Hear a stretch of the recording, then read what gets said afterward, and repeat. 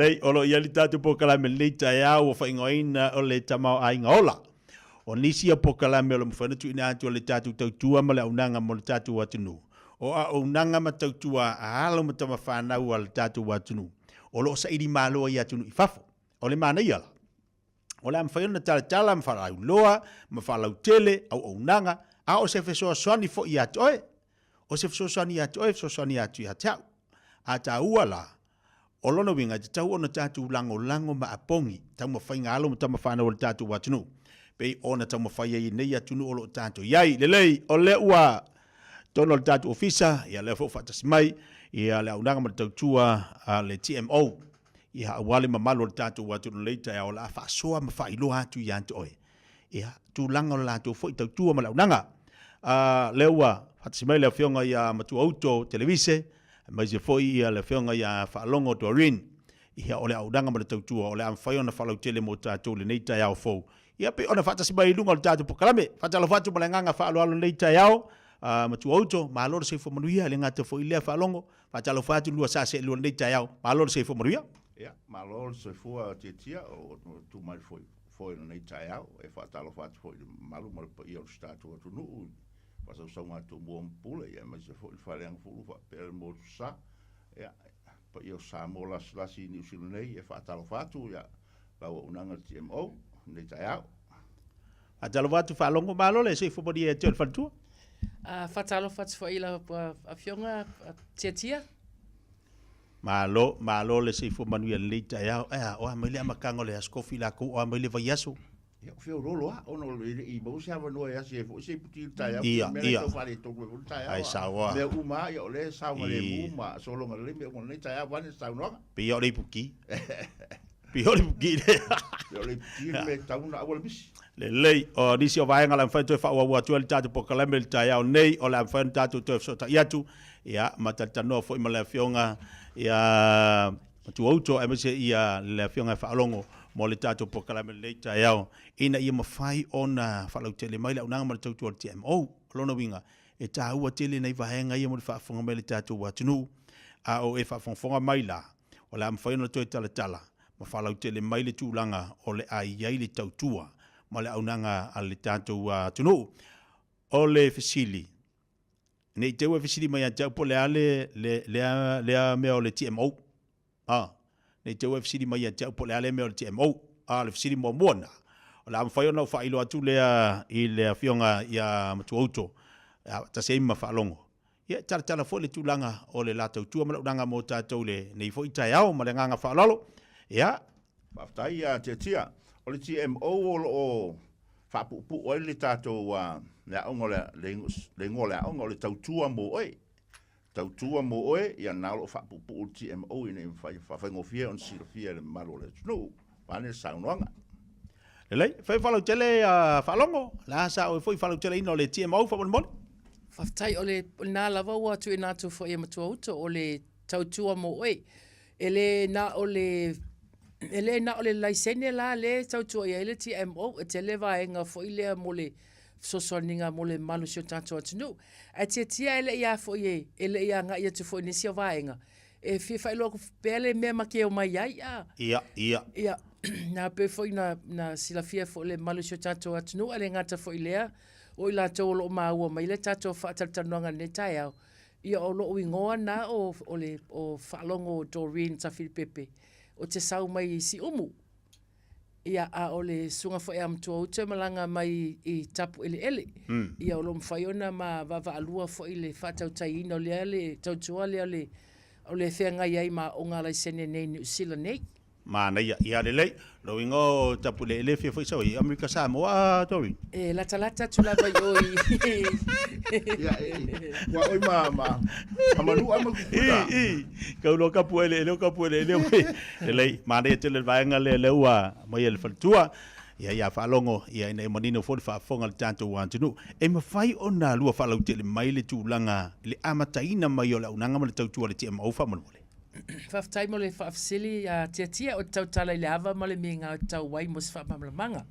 O le TMO sa na amata mai lua afe se fulu ma le valu. Lua afe se valu. ina ua mātou tau nuk mai New Zealand nei luafes fuma le ono, luafes fuma le fitu, na o whainga luenga i lea le whale ta avale le chet ka. Ia, sa o whea ngai fo i man whasala winga o le lava o vaenga o sei o sa whale ta avale lea I lava nei lava whale e whasala lau. Sa tilo lava male alofa to telo le malu sio tanto wantunu. Sa whaamanu e ina lanto tarsanga fo i lea mo le applying o le finance mo se ta avale.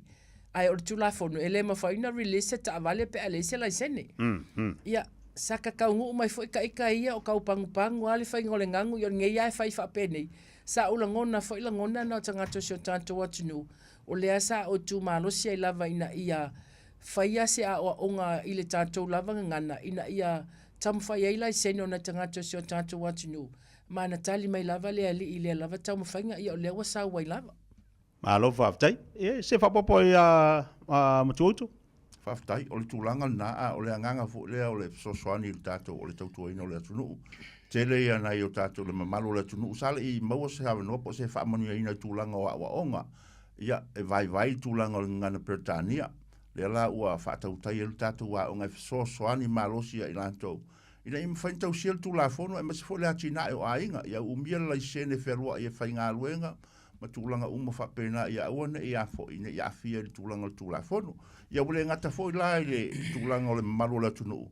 Ia ua tele nisio a tunu pe o Filipino, ia o nai niwe, intia, nai nisio a tunu o mwhai o na a apa iai maa au iei fisoso ninga le tātou waonga. Malo whaftai, le ua, manino le vaenga le whafonga le tātou wa tunu. O le ale umitalu o na whaile aonga le sene lea whamonimon? Le ua walu ne tau sanga. Walu tau sanga, ia o se tautua ua lewa foi mo le tātou antinu. Na o tangata Samoa mwhai o na anga iele au nanga pe o le whaasafua mo le lautele o nisi foi o antinu. Mo le teime nei le ua u whaasafua mo le tele o atunu, pe na maua steimu o sola, le ua o to tele pe ama 5 Filipino ua mai o na whaataunu uina la sene I tono le aonga. O niwe ia o tangata le Pasifika pe o Tonga ma Fiki. Niso Intia o Fiti, ia. Fiololo I lanto umwhai na hau, ia le sosoninga, ia umwhai fo lava na tamwhai e sosoni so o stangata lava e mo mia le tūlanga la unanga I tūlanga la sene. Malo whaftai, o lea tau o watula ofisiri fui lea Faalogo Matuauto. Mo I lato fui ua expire lato le sene. Pata ta inga, e ini so lato ua levon expire le sene mamua, le lena, e o le sene lona lua. O lewa la na expire pua umaleonga. E mawhai ona fsosani ilea unanga matautua al tātou te mo mo ia tangata. Ai o lea fui se fsosani mo lantou? Whaftai mo whaafsiri I oe, e mawhai ona fsosani al tātou waonga. O le whaamatalanga lava po le requirement e mai ele LTA, o nai muta ilea, a whapea mai lava LTA I lo le sene wa lewa na expire e tauna to e whaile rena. Ia o la fsosani lea o nga mole o ina mo to e whaatulanga lona. Ai a whapea mai le LTA ua mawhai na whaile restricted po le sene lona lua.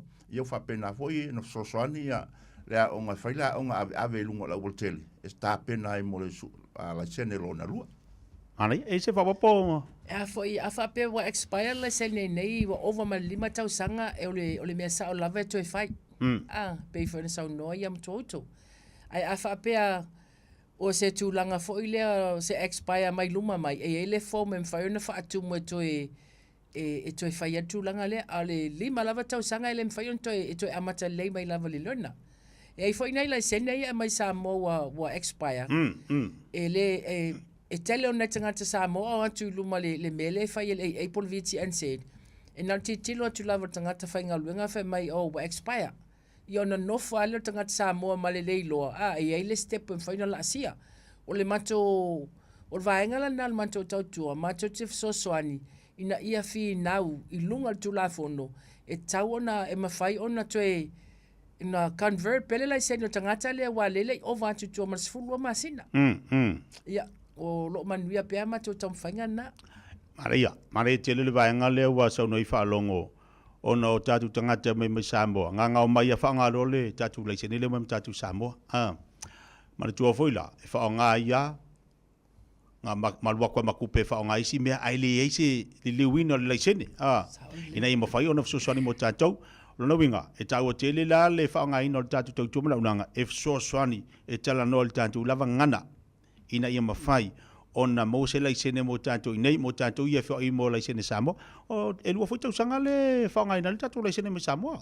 Tasi tausanga. Tasi tausanga. Tasi tausanga. Na winga tasi tausanga nganga pai mai a umarkau, pe laka loa, i liu loa laisene. O la se lu susoni la le tula. E tawan sauloa, saulo e liu laisene, awal whatatali. Langa kako ke le kala ngoma ni so tūlanga mani whaalavilavi o ngā tupulunga awala. Wai kusape a foi la kako ke malama. Ni o isi avata avale ele e alu malile e se whautautai lungo awala. E le ala tupu ifo alaua na ilo o le tupu o whaalavilavi tu e tom whaile tong ftia au matuai. E lei, ele au tu ina mali tātou telefoni ma le tu atu si vaenga o lo whaatino ina le unang mali tautua le TMO. O ani si vaenga te wana whalaulua mo le tātou atu no nei tai au. O le whautuanga masani ati e tia. O le anga ia tu mo tātou laisene. O te le o tupe mai mau, a matanga nei tausanga. Ia, o le te le ia le marola tunu o ngasolo atu. Ona o tike laua tātia mata avale o toso. Taluai o le lea iuni laisenge e whai unga le tausanga i poloka leo. Ia le whautuanga la e watua. Susu atu, susu mai e afo. E whai alo laisene ni usila. O lo a sosoani malosi tūlanga ngana, pe o tūlanga na e o puni tia ma tau fiai ia tau mwhainga o tūlanga o tātou laisene. Tia, o le wala aulia lava ma le whamanatu pele malusio tātou want to know. O lewa ma whaiona au sia ele tātou au omnanga le whai o le laisene ave lolipo, le laisene ave pasi. O lo mātou ngā luenge e tā pena tangata ina i me whai o na pasia le learner restricted. O se laisene whaaliu mai so se antunuu, o le full laisene. Ia ma le laisene a le class 2 learner. Ia, ale ngata fo i lea, ia fia fo e whailo atu o lewa, ia le tātou la i la loi as Britain, wa umana tala i le whai unga tausanga le te atu nei, lua sifu mantolu. Lea lau mwhai ona senta mai ai, a tanire malunga i Christchurch, ina ia whaafai ngofia, ina i lo le malanga mau mai. Ia e fuafuala le mātou wō i la lo i le whai numero tangata au mai, ina ia sikwea i le mamau o whio inga. O se good news na muna tangata o lo nofo i la lo South. Mana ia, o laisene ave pasi, laisene ave loli, o isia laisene e peye mana na o tātou tangata fo ia o le fio ave loli. Ia e peye kaupoloka inga. O laisene ave pasi, o isia ngā luenga o leu te tilo mo wawa ia uia. Faalogo Matuauto o lo na una yo tatu tangata ia so ngala ia o le sime o le fefe o le popoli o le ngangana o le putusa le vaenga taua le failo le tautua la le TMO o le ama fai ona fasoa matalanoa matufatu ia oe i le fatinoina o le sene aveloli o le sene ave pasi i le tatu lava ngana i le tatu lava ngana te le lava noa im fai ona mo le sosani atu ia oe ale TMO pe aha e mana umia se laisene ave pasi laisene ave loli maua ave lifi o le ai ole si vaenga tia e fifa manatu le marola tunu e ini so la to wa to fo le la ngam fa mo e fa pe e mauti o lo e fa suenga ole fa mo nga to tatu wa ha o tu la fono ia mala malama le tu la fono e mate so ani la le taimi o suenga i le tātou ngana ia whaafai fio na mamalama mpasi suenga. Ai e tatau on hao ia manino le tūlafono. Ia maua saunga le mulungo o la tere. Panga ia le whaamanatu Matuauto. Mana ia tele le whaamanatu. Tūlafono ale me tauna tātou tau sisi momo iai. Tau ona tātou mamalama. Lea ngā olesi. Ngā maua le laisenge pe kolo whasola koa. Pe ia le taxi dau pasesi. Ai whaatai o leo manino nei vaenga whaafonga mai le tātou tino, ia, o le tātou telefoni ma le tātou atu si ono whanga o lo whaatino ina le tautua mla unanga TMO? O le telefoni wala au mai ai o le olua o, whaatasi o, ono waluiva lima fitu, po le olua o, wha o ono fitu, whaiva tastasi. O le tātou tuatusi, o le amwhai un tātou so tai lungo le telefoni, ia mo puipuinga fo ile wa telefoni, le au vaenga fo ile, ai mos fam natu fo ile malo so tātou wantunu. O lo o mawhai o na maua lava noa e alua ile tanga to ma ua tonu, e whaaliliu le suenga tangata tātou tangata i le tātou ngangana i se ngangana whaaffaingofie e pasi ai. Ia o nisi fo i o wanoa e o le e nei tangata o mai e le i loa whaanga le computer po masini fo ia. Ia o le o tela na tangata i wa mawala to tuspasi i le TMO le o i whai le computer maa. So e awa le pole se mea, paule mea, so mai na i mawhai o na restala e mana o mialo tusfulau a whaapel tusfulau Samoa. E mana a mia le supporting ID. Ai a whaapero tusfalau New Zealand. Ia ele se mea na tusfalau New Zealand lava. O nisi o lantou wa expire ia ID nei po le lai fo ese ID. A whaapeo lai elo pepa no fo mau nei usa tulang whaapena. Ia em whaiu na alutanga teo ma ue ID na ia tono taimo suenga. Ia o le sosani na tia. E ai fo ina tangata ia mana o nga whaapitoa pe o le ngu o le afoi. Traka ye longo noa. Ia, o lea wa ia ina matutanga te o lua le wa wha manua inga. Ia sa mato wa o foile ko inga sign language foilea. Ia wa wha manua ina i foi. Ia o le o se tūlanga na tia mo le silafia. O le o so se vaenga lava o iai o no whaatasi me o le li. Malo whaatai. O le taua vaenga i o lu whaasuai mo le malo le tātu wa tunu ina i mawhai on whaasafua. Ma ia malama, ma maua tūlanga o le sene.